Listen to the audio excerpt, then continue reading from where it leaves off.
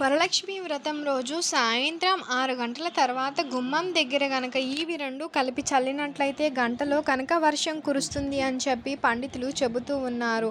వరాలను ప్రసాదించే వరలక్ష్మీదేవి అనుగ్రహం కూడా మీకు కలుగుతుంది. ఈ రెండు వస్తువులను నీళ్ళల్లో కలిపి గుమ్మం పైన చల్లిన వెంటనే మీ ఇంటిలో ఉన్నటువంటి చెడంతా కూడా తొలగిపోతుంది. మీ ఆర్థిక పరిస్థితి కూడా చాలా వరకు మెరుగుపడుతుంది. ఈ పరిహారం ఆడవారు చేసినా మగవారు చేసినా వరలక్ష్మి వ్రతం రోజుని చేయాలండి. అది కూడా సాయంత్రం 6 తర్వాతనే చేయాలి. మన హిందువులు గుమ్మానికి ఎంతో ప్రాధాన్యతని ఇస్తారు. ఇంటిలో ఏదైనా సరే శుభకార్యం జరిగినా పండుగ జరిగినా గుమ్మాన్ని చక్కగా అందంగా అలంకరిస్తారు. మామిడి తోరణాలు బంతిపూల తోరణాలు కట్టి గుమ్మాన్ని చాలా చక్కగా అలంకరించుకుంటారు.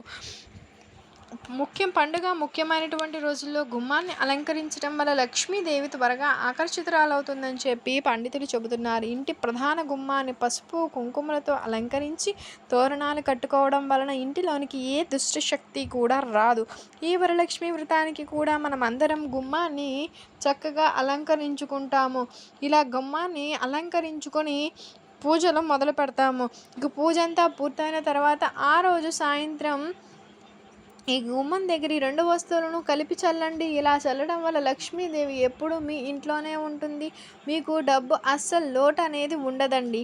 సూర్యాస్తమయ సమయానికి లక్ష్మీదేవి భూమి మీద సంచరిస్తూ ఉంటుంది అని చెప్పి పండితులు చెబుతూ ఉంటారు. లక్ష్మీదేవి భూమి మీద సంచరించేటువంటి సమయంలో మీరు గుమ్మం పైన ఈ రెండు చల్లినట్లయితే లక్ష్మీదేవి మీ ఇంటికి త్వరగా ఆకర్షితురాలవుతుంది. మీకు సకల సంపదలను అందిస్తుంది. ఈ రెండు కలిపి చల్లిన గంటకే కనక వర్షం కురిపిస్తుంది అని కూడా పండితులు చెబుతారు.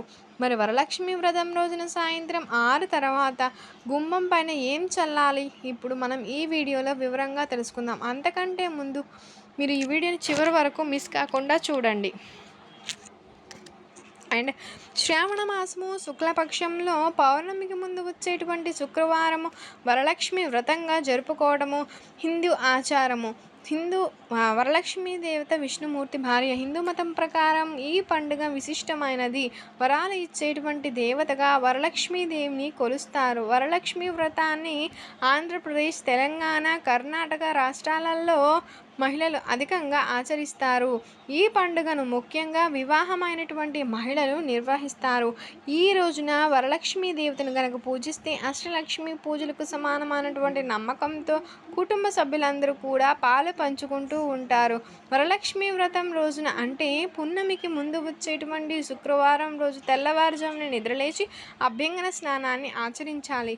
ఇంటి ఈశాన్య భాగంలో ఆవు పేరుతో అలికి ముగ్గులు పెట్టి మండపాన్ని ఏర్పాటు చేసుకోవాల్సి ఉంటుంది. మండపంలో కొత్త బియ్యం పోసి అందంగా తీర్చిదిద్ది కలశాన్ని ఉంచి మరి మామిడి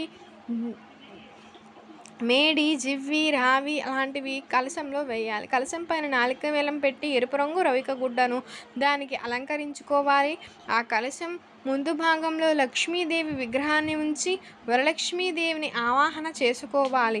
వరలక్ష్మీదేవిని కీర్తిస్తూ ధ్యాన ఆవాహన షోడశోపచారాలు అష్టోత్తర శతనామాలతో అర్చన చేసుకోవాలి. అమ్మవారిని అష్టోత్తర శతనామాలతో ఒక్కొక్క నామానికి ఒక్కొక్క విశిష్టత ఉందండి. లేదా వేదాలలో వీటికి సంబంధించి 108 కథలు కూడా ఉన్నాయండి. నవకాయ పిండి వంటలు ఫలాలను నైవేద్యంగా సమర్పించి 9 దారాలతో తయారు చేసిన తోరాన్ని అర్చించి దాన్ని కుడి చేతికి కట్టుకోవాలి. భక్తితో ప్రదక్షిణ పూర్వక నమస్కారాలు పూర్తి చేసి ఇంటికి వచ్చిన మొత్త 5 వాయినాలు ఇచ్చి ఆశీర్వాదాలు తీసుకోవాలి. ఇక ఈ రోజు సాయంత్రం 5:30 లోపే ఇంటిని శుభ్రం చేసి మీరు కూడా కాళ్ళు చేతులు కడుక్కోవాలండి. కుదిరితే స్నానం చేయాలి. స్నానం చేయడమే ఉత్తమం. ఆ తర్వాత ఒక గాజు గ్లాసును తీసుకుని ఆ గాజు గ్లాసు మాత్రమే ఈ పరిహారంలో యూజ్ చేయాలి. గాజు గ్లాసుని తీసుకుని ఆ గ్లాసులో మంచినీరు పోయాలి. పోసిన తర్వాత ఆ గ్లాసులో 5 సార్లు చిటికెడు గంధాన్ని వేయాలి. గంధం ఈ పరిహారంలో ఉపయోగించడం వల్ల మీ ఇంటిలో ఉన్నటువంటి ప్రతికూల శక్తులు అనుకూలంగా మారిపోతాయి. అంతేకాదు గంధం మీ పనులలో కలిగే ఆటంకాలు తొలగిస్తుందని చెప్పి చెబుతారు. ఇక గంధం వేసిన తర్వాత అందులో కొంచెం ఒక 1/2 స్పూను మిరియాలు పౌడర్‌ని కూడా వేయాలి. మిరియాల పౌడర్ మీ ఇంటిలో ఉన్న నెగెటివ్ ఎనర్జీని త్వరగా లాగేస్తుందండి. గంధం మరియు మిరియాలు వేసినటువంటి గ్లాసును కాసేపు పూజ గదిలో పెట్టండి. దీపం వెలిగించి ధూపం చూపించండి. ఆ తర్వాత సంకల్పం చెప్పుకోండి. ఈ పరిహారం చేయడానికి గల కారణం ఏంటో చెప్పుకోండి. ఈ పరిహారంలో ఉపయోగించిన గంధం, మిరియాలు చాలా శక్తివంతమైనవి. మనం పూజలో ఉపయోగించిన గంధాన్ని పరిహారంలో ఉపయోగించడం వల్ల చాలా ప్రయోజనాలు కలుగుతాయి. ఇక సంకల్పం చెప్పుకున్న తర్వాత మీ ఇంటిలో ఉన్న అన్ని గదుల్లో ప్రతి గదిపై, ప్రతి కిటికీ పైన, ప్రతి తలుపు పైన చల్లాలి. ఇక అలానే బీరువా మూలలో కూడా, కబోర్డ్స్ మూలలో కూడా చల్లాలి. ప్రతి గదిలో 4 మూలలు ఉంటాయి కదా, ఆ 4 మూలల్లో కూడా చల్లుతూ కిటికీల పైన, తలుపుల పైన చల్లాలి. ఆఖరికి స్టోర్ రూమ్లో కూడా చల్లాలండి. ఎందుకంటే స్టోర్ రూమ్లో చాలా వరకు నెగిటివ్ ఎనర్జీ దాగి ఉంటుంది కాబట్టి ముఖ్యంగా స్టోర్ రూమ్లో చల్లాలి. ఇక అన్ని గదుల్లో చల్లిన తర్వాత ఆ నీళ్లను ప్రధాన గుమ్మం పైన చల్లాలి. మరి ఇంకొక విషయం ఏమిటంటే ఈ నీటిని చల్లడానికి మామిడి ఆకులను యూస్ చేయాలండి, లేక తమలపాకులను యూస్ చేయాలి. స్పూన్తో లేక మీ చేత్తో డైరెక్ట్గా చల్లకండి. ప్రధాన గుమ్మం పైన చల్లేటప్పుడు మీరు ఇంటి లోపలనే ఉండాలండి. ఇంకా ఈ నీటిని చల్లిన వెంటనే తలుపులను క్లోజ్ చేయకూడదు. నీళ్లు చల్లిన తర్వాత కొంతసేపు ఆ తలుపు తీసి ఉంచాలండి. అప్పుడే మీ ఇంటిలో ఉన్న చెడంతా కూడా తొలగిపోతుంది. ఒకవేళ ఆ గ్లాస్లో ఇంకా నీళ్లు ఉంటే ఆ గ్లాస్ని మీ ఇంట్లో ప్రధాన గుమ్మం తలుపు వెనకాల అవే ఉంచాలి.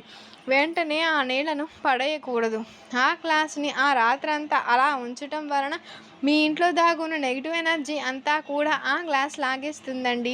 ఇక మరుసటి రోజు ఆ నీటిని స్నానం చేయకుండానే తీసేసి ఎక్కడైనా సరే పోసేయాలి. అంటే చెట్ల మొదట్లో లేక సైడ్ డ్రైనేజీలో పోయాలి.